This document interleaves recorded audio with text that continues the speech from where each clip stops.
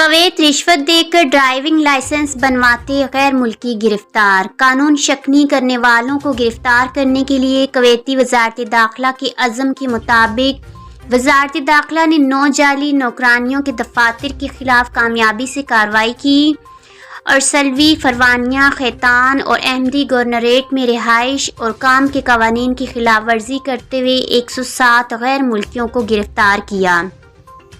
मजीद बरा research and investigation department ने एशियाई शोरियत के एक फ़र्द को हिरासत में लिया जिसने अपने रिश्तेदार के लिए ड्राइविंग लाइसेंस हासिल करने के लिए हुक्काम को रिश्वत देने की कोशिश की। इसके अलावा एक और शख्स जिसके खिलाफ मफरूर केस में वारंट गिरफ्तारी जारी हुए थे को भी गिरफ्तार कर लिया गया। सर्च एंड इन्वेस्टिगेशन डिपार्टमेंट के अंदर investigation and security oversight section की मुस्तद कोशिशों के नतीजे में एशियाई शोरियत के 9 अफराद गिरफ्तार किए गए।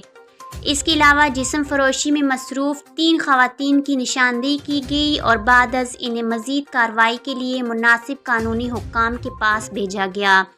आज के खबरनामे में बस इतना ही। अपना और अपने प्यारों का बहुत सारा ख्याल रखिएगा। मुझे दीजिए इजाज़त। अल्लाह हाफ़िज़।